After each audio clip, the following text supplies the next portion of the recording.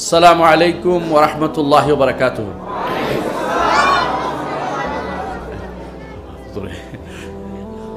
আলহামদুলিল্লাহ রাব্বিল আলামিন ওয়াসসালাতু ওয়াসসালামু আলা আশরাফিল আমবিয়া ওয়াল মুরসালিন নবিয়িনা মুহাম্মাদিন ওয়া আলা আলিহি ওয়া সাহবিহি আজমাইন। আম্মা বা'দ।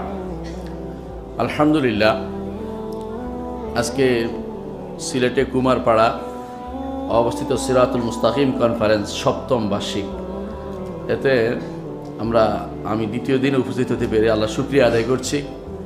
এবং যে সমস্ত ভাইরা কালকে থেকে অপেক্ষা করছেন, দোয়া করি আল্লাহ যেন তাদের এই মজলিসগুলো জিকিরের মধ্যে হিসেবে কবুল করেন এবং তলবে ইলমের কারণে ইলম অর্জনের জন্য তাদের এই ত্যাগকে আল্লাহ কবুল করেন, আমিন।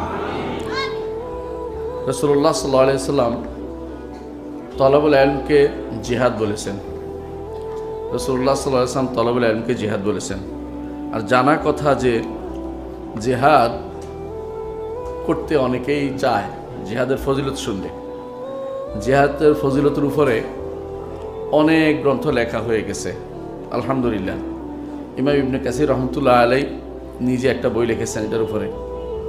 তারপরে শেখ মুস্তফা আল আদবি আলাদা একটা জিহাদের ফজিলতের উপর সংকলন করছে একটা, যে আহাদিসুল জিহাদ ফি ফদিল জিহাদ এই নামে। এবং যুগে যুগে আলেমরা জিহাদের উপরে আলোচনা করেছেন, জিহাদের ফজিলত নিয়ে আলোচনা করেছেন। কিন্তু এই জিহাদটা, তলবুল ইলম যে জিহাদ, এটা অনেকেই ভুলে যাচ্ছেন। তলবুল ইলমটা জিহাদ, এবং এই জিহাদটা খুবই গুরুত্বপূর্ণ একটা অংশ। যদি এটা কেউ বুঝতো যে এটা গুরুত্বপূর্ণ জিহাদ, তাহলে অন্য কিছু তো এটা আগে করতো। এটা একটা জিহাদ।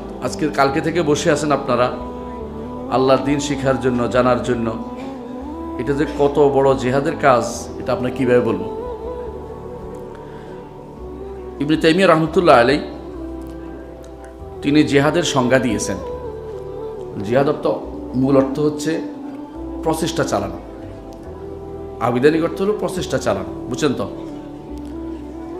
জিহাদের শরঈ যে সংজ্ঞা ইবনে তাইমিয়া রহমতুল্লাহ আলাইহি দিয়েছেন, সেটা হচ্ছে বাযুল জুহদে ফি তাহকিক মা ইউহিব্বুল্লাহ।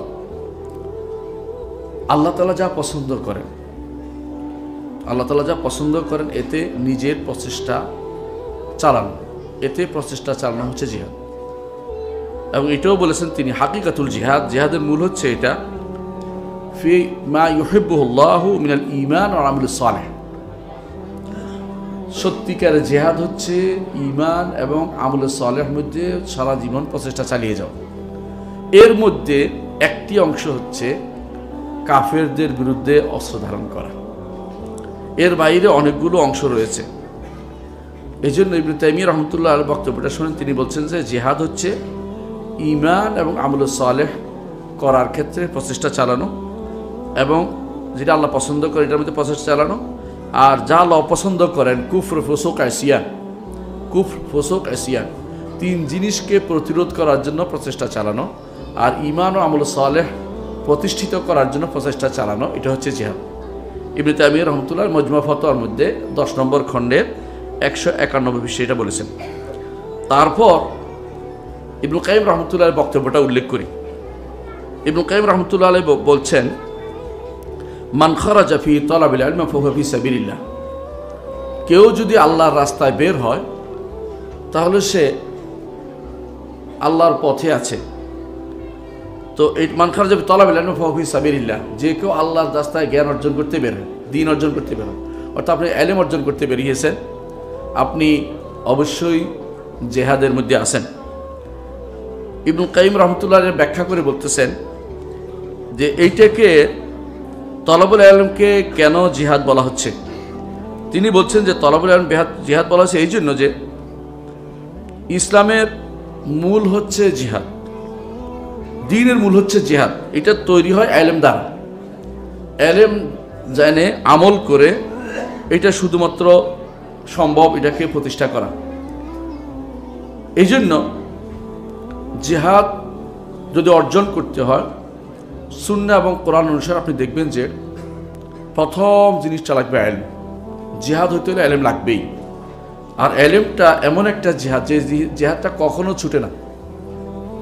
ধরুন কোনোটা আপনার কিছুক্ষণ আপনি না করে থাকতে পারবেন, ধরুন শত্রুর বিরুদ্ধে জিহাদ আপনি না করে থাকতে পারছেন, কিন্তু এলেমটা এমন একটা জিনিস যে জিহাদ আপনি কখনো পরিত্যাগ করতে পারবেন না। কারণ আপনাকে আল্লাহ সম্পর্কে জানা, অজ্ঞ থাকার বিরুদ্ধে জানাটা হচ্ছে একটা জিহাদ। এলেম অর্জনের জন্য আজকে আপনি এখানে আসছেন, শুনেছেন, এতক্ষণ ধরে আলোচনা শুনেছেন, এটা কিন্তু না জেনে থাকাটা আপনার জন্য অপরাধ। কারণ দিন সম্পর্কে আপনার জানতে হবে, শরিয়া সম্পর্কে জানতে হবে, নইলে আপনি ভুল করে বসবেন।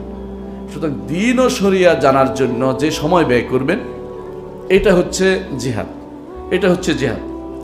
এই জন্য ইবনে তাইমিয়া রহমতুল্লাহ আলাই, ইবনুল কাইয়িম রহমতুল্লাহ আলাই ব্যাখ্যা করে বলেন, ইলমের স্তর হচ্ছে, জিহাদের স্তর হচ্ছে চারটা। কয়টা বলছি? চারটা। এক নম্বর জেহাদ হচ্ছে নফসের বিরুদ্ধে জেহাদ করা, জেহাদুল হাওয়া বলেন, জেহাদুল নফস বলেন, এটা খুবই প্রথম কাজ। এইটা থেকে কোনো ব্যক্তি, কোনো মুসলিম এটা থেকে মুক্ত হতে পারবে না। কোনো ব্যক্তিও যেমন, মুসলিমও তেমন। কেউ যদি এর বিরুদ্ধে বাইরে থাকে তাহলে সে ক্ষতিগ্রস্ত। এর দলিল ওয়াল আসর ইন্নাল ইনসানা লাফি খুসর ইল্লাল্লাযীনা আমানু ওয়া আমিলুস সালিহাত ওয়া তাওয়াসাউ বিল হক ওয়া তাওয়াসাউ বিস সবর। এই প্রথম জিহাদ, অর্থাৎ আত্মার বিরুদ্ধে, নিজের নফসের বিরুদ্ধে, প্রবৃত্তির বিরুদ্ধে জিহাদটা হচ্ছে ফরজে আইন। এটা করতেই হবে, এইটা করতেই হবে। এই জিহাদটা থেকে কেউ মুক্ত থাকতে পারবে না। যে জিহাদটা করবে না সে ক্ষতিগ্রস্ত হবে। দলিল সূরা আসর। সূরা আসর কেন? প্রথম ইল্লাল্লাযীনা আমানু, ঈমান অর্থাৎ ইলম অর্জন করা। 2 নম্বর হচ্ছে আমলুস সালিহাত, নেক কাজ করা। 3 নম্বর হচ্ছে হকের দাওয়াত দেয়া। 4 নম্বর হচ্ছে সবর করা। কয়টা হলো? 4টা। শাইখুল ইসলাম মুহাম্মদ বিন আব্দুল ওয়াহাব রাহমাতুল্লাহ আলাইহি এই জন্য এইটার নাম দিয়েছেন আল মাসাইল আরবা, 4টি মাসালা। তিনি হাতে লেখে, তখনকার সময় তো কম্পিউটার ছিল না, হাতে লেখে বিভিন্ন জায়গায় পাঠাইতেন। শাইখুল ইসলাম মুহাম্মদ বিন আব্দুল ওয়াহাব রাহমাতুল্লাহ আলাইহি তার সময় তিনি এগুলো লেখে পাঠাইছেন। আপনারা যারা 3টি মূলনীতি পড়েছেন তার শুরুতে এগুলি পড়েছেন যে 4টি জিনিস প্রত্যেকটি মানুষ অবশ্যই লাগবে। এই জিহাদ থেকে যে ব্যক্তি নিজেকে গুটিয়ে নেবে সেই ব্যক্তি ক্ষতিগ্রস্ত হবেই হবে, এবং এটা ফরজে আইন। এর মধ্যে প্রথম 2টা না হলে নয়, একটা প্রথম 2টার মধ্যে হচ্ছে এলেম ও আমল। এলেম যদি না থাকে আপনি ঈমান আনতে পারেন নাই। ঈমান না থাকলে আপনি কিছুই নাই। কথা বুঝছেন তো? ফাআলাম আন্নাহু লা ইলাহা ইল্লাল্লাহ, আগে আপনাকে জানতে হবে যে ঈমানের কথাটা। এই জন্য এলেম, আমল, দাওয়াত, সবর, এটা সমস্ত মানুষের এই জিহাদটা লাগেই লাগে। কথা বুঝাতে পারছি? তাহলে একটা জিহাদ প্রত্যেকটি মানুষকে করতে হচ্ছে, সেটা হচ্ছে আত্মার বিরুদ্ধে জিহাদ। যদি আপনাকে এর মধ্যে 2টা কাজ আছে নিজের জন্য, আর 2টা কাজ অন্যের জন্য। 2টা কাজ নিজের জন্য কি কি? এলেম ও আমল। এবং আপনি জানেন যে ঈমান বিনফসিহি একটা আমল, ঈমানও একটা আমল। কারণ রাসূলুল্লাহ সাল্লাল্লাহু আলাইহি ওয়াসাল্লামকে জিজ্ঞাসা করা হয়েছে আইয়ুল আমালি আফদল, সবচেয়ে উত্তম আমল কোনটি? তিনি বলছেন ঈমানু বিল্লাহ, আল্লাহর উপর ঈমান আনা। খেয়াল করেছেন? এটাকে আমল হিসেবে রাসূল বলেছেন। সুতরাং বোঝা যাচ্ছে এলম ও আমল, অর্থাৎ ঈমান ও আমল, এই 2টাকে আপনি কখনো বাদ দিতে পারবেন না। এই 2টা হচ্ছে বড় জিহাদের অন্তর্ভুক্ত, ব্যক্তির জন্য এটা ফরজ। এরপরে ব্যক্তি যদি কোনো নিজের এলেম ও ঈমানকে হেফাজত করতে হয়, আমলকে সুস্থ রাখতে হয়, সঠিক রাখতে হয়, তাহলে আরো 2টা জিহাদ করতে হবে। একটা হচ্ছে দাওয়াত, একটা হচ্ছে সবর। আপনি যদি কোনো দাওয়াত না দেন তো দাওয়াত আপনাকে দিবে। আপনি বিশুদ্ধ আকীদার দাওয়াত দিতে বাধা যাচ্ছেন না, আপনাকে যারা বদ আকীদার লোক তারা দাওয়াত দিয়ে বসবে। যদি আপনি দাওয়াত দেন তারা আপনাকে আর দাওয়াত দিতে পারবে না, তারা মনে করবে ওর কাছে যাওয়া যাবে না, ও তো ভিন্ন মতের। বুঝে আসছে কথাটা? কিন্তু না হলে আপনাকে দেখবে না, কেউ কাঠি নিয়ে বেরোতে বলবে, কেউ লাঠি নিয়ে বেরোতে বলবে। এই অবস্থা বিরাজ করবেই। আপনি যদি কোনো তাকে উল্টা দাওয়াত দিতে পারেন, দেখবেন তো সে বন্ধ হয়ে গেছে, বলছে না ওর কাছে আর উল্টা পাল্টা করা যাবে না। কথা বুঝতে পারছেন?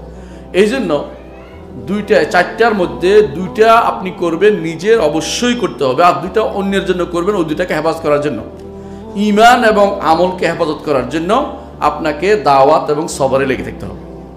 এই চারটা জিনিসকে অবশ্যই আপনাকে করে যেতে হবে। এই জিহাদ থেকে কেউ মুক্ত হইতে পারবে না। এটাকে বলা হয় জিহাদ দিদ্দাল নফস। জিহাদ দিদ্দাল নফস, যে নিজের নফসের বিরুদ্ধে জিহাদ, এটা থেকে আপনি বাঁচতে পারবেন না। এটা প্রত্যেকেই করতে হবে।